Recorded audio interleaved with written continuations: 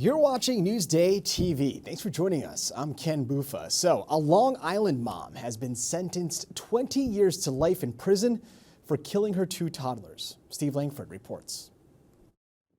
At Suffolk County Criminal Court Monday, a grim end to a heartbreaking case dating back to late June 2019. On that summer day, Tania Campbell of Medford was arrested and charged with smothering her twin 2-year-old daughters to death with her bare hands, prosecutors said. Now, 4.5 years later, Campbell has been sentenced after pleading guilty to 2 counts of first-degree murder. Just a very difficult time, and I know that she's hurting as much as anybody is, and she's certainly remorseful for what she did. In court, Campbell, 29 years old, made a brief statement telling the judge, quote, "People make mistakes. I made the biggest one I'm ever going to make in my lifetime." The judge responded, quote, "It was more than a mistake." Campbell did not show emotion, nor did she mention her children. We had our doctors evaluate her, and we found that at the time of the murder, she was not responsible due to mental disease and defect. However, we did take a plea. She did admit to what she did, and going forward, that's she's going to have to serve her time. 2 family members leaving court after having told the defendant, quote, "We love you, Tania," as she was escorted back into custody by officers. The murder of Jada and Jasmine Campbell, the prosecutor told the court, had moved veteran police officers to tears. Tania Campbell now begins a prison sentence of 20 years to life with the possibility of parole before that. Steve Langford for Newsday TV. And a man has been sentenced up to 21 years in prison for a DWI crash that killed 2 people. We're looking at video, the scene from 2022. Juan De Leon Collado drove drunk in the wrong direction on Sunrise Highway. The 24-year-old in another car and Collado's 29-year-old cousin, who was in his car, were both killed. The 30-year-old pleaded guilty to the charges. And as migrants pour into New York City, some are making their way to Long Island. So how do they end up here, and what are they doing to support themselves? Jasmine Anderson continues our special series, The Migrant Struggle.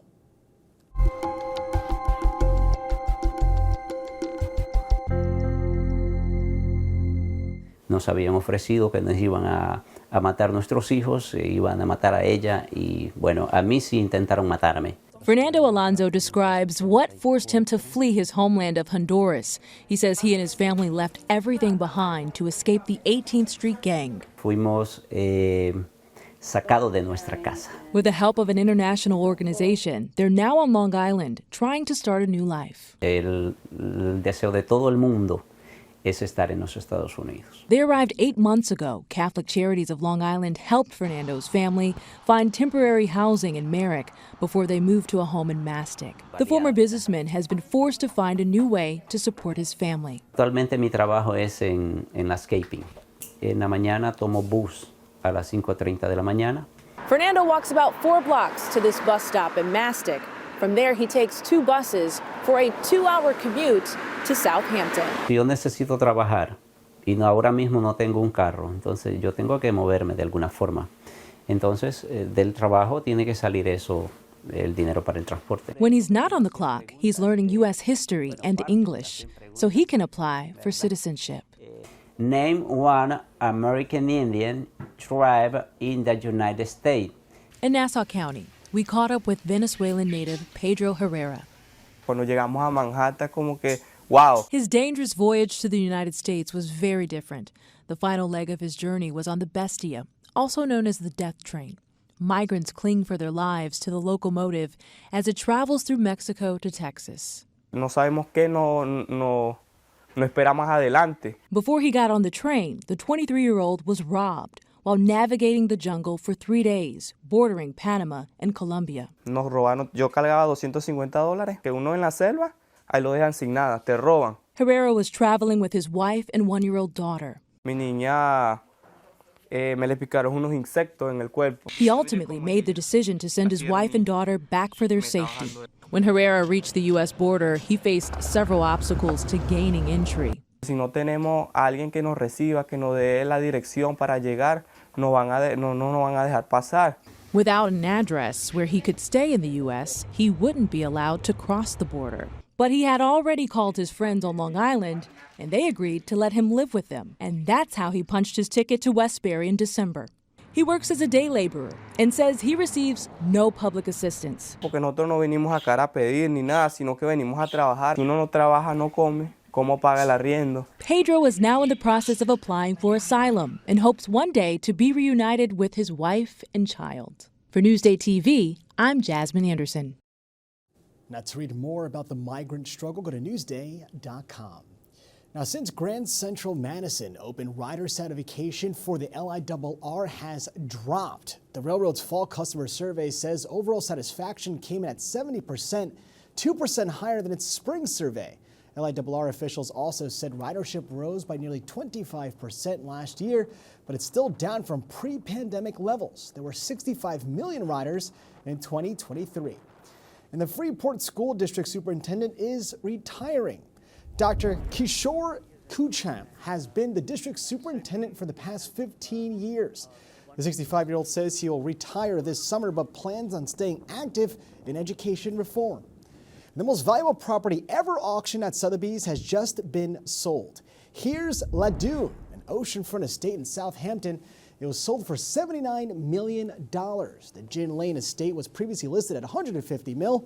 And if you're curious, annual property taxes are more than $212,000. And two veteran pop rock bands are coming to Jones Beach this summer. Hey, soul sister, ain't that Mr. on the radio? Stereo, the way you move ain't fair, you know. Train and REO Speedwagon are bringing their Summer Road Trip 2024 tour to Wantagh in July 27th. Tickets go on sale this Wednesday. All right, let's take a look at your Long Island weather, shall we? And it's going to be pretty good, actually. Tonight we have some wind with temps in the high 20s, but tomorrow it's going to be a bit warmer. Checking it out, you can see we're in the mid-30s all day with cloud cover overhead. And make sure to stick with us for our 7-day forecast later in the show. Long Island weather is brought to you by Home Tax Saver, PTRC Incorporated. Now, for some Long Islanders, vision boards are the key to success. Alyssa DiStefano has a story you'll see only in Newsday. Adding intention to the new year, Liz Fiore, owner of Vibe and Shine, offers guidance in vision board making and manifestation.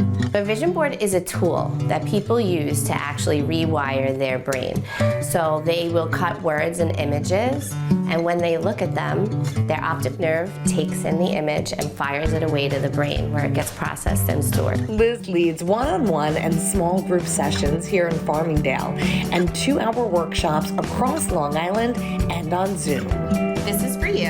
I started making my board by looking through magazines. I actually did 2 with Drew Barrymore for you because I love her. So we're picking pictures that match Your intention. our intention. I'm taking this very seriously. I want you to. We might be here for a while. Always find our way back to peace, Yes. nature, So I live know. your life. Yes.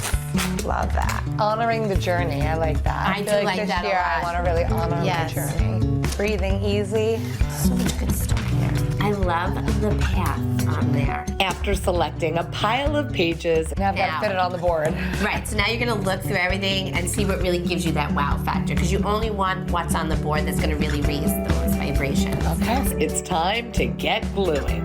Okay, here we go. 2024, I'm ready for you. Elisa DiStefano, Newsday TV. Gotta love it. Now, to read more about the Vibe and Shine, go to newsday.com. Click Get More below the Newsday TV video box.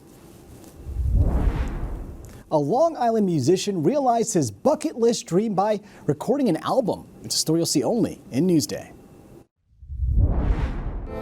You're a two-way street and I'm on the other side. I do this as therapy, a hobby, everything in one. I just enjoy writing songs. I've been writing songs since I'm like 14, and I'm working on this album. It's called 40. It's like 40 years of music. I know you're searching. I'm searching too. the song's about a breakup in a band, about playing with a bunch of guys and breaking up, trying to go it alone, I guess, and feeling a loss and hoping that things can mend one day. I was by your side. I tell everybody, just if you draw and do paintings, put it in an art store. Let people enjoy it, or a gallery or something. Let people enjoy your work. Now to read more about the sound seller, go to Newsday.com, click Get More below the Newsday TV video box.